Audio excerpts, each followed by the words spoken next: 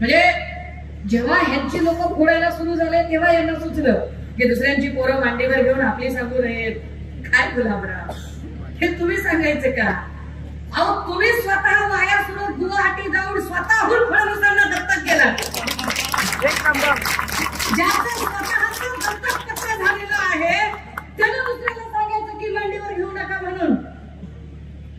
आणि आम्हाला फडणवीसांबद्दल काय बोलावंच वाटत नाही. काय बोलावंच वाटत नाही. मी सकाळीच म्हटले त्यांच्याबद्दल, त्यांचा पॅटर्नच वेगळा आहे. मुळशी पकडला ना असा तोड तोड तसा आहे त्यांचा पॅटर्न. त्यांचा पॅटर्न काय माहितीये का?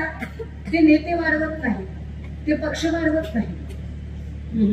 नेते वाढवले असते तर बाहेरून लोक आयात करून त्यांना उमेदवारी दिल्या नसत्या. आपल्या पक्षातल्या लोकांना दिल्या असत्या. त्यांनी आपल्या पक्षातल्या लोकांना न्याय दिला असता.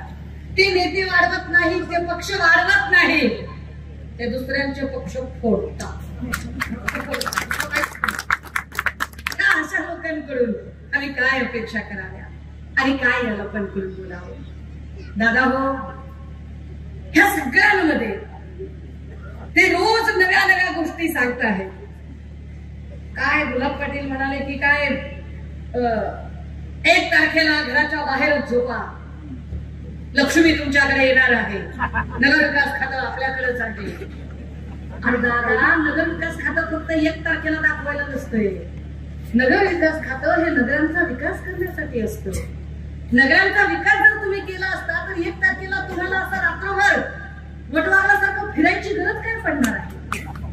तुम्हाला रात्रभर निवडणुकी मतदानाच्या आदल्या दिवशी फिरायची गरज पडते. याचा स्पष्ट अर्थ आहे की तुम्ही आधी काहीच काम केलेलं नाही आणि तुम्ही कामांच्या जीवावर तुम्ही मतच मागत नाही आहात. तुम्ही पैशाच्या जीवावर ताल करू पाहताय. तुम्ही बघा भाजपचा किंवा शिंदेचा प्रत्येक उमेदवार काय पद्धतीने बोलत आहे. त्यांची भाषा एकच आहे, निधी आमच्या हातात आहे, आम्ही निधी देणार आहोत. अरे म्हणजे सरळ सरळ कायदा आम्ही कसा कायद्याला आम्ही मानतच नाही. आम्ही कायद्याचं उल्लंघन करतोय.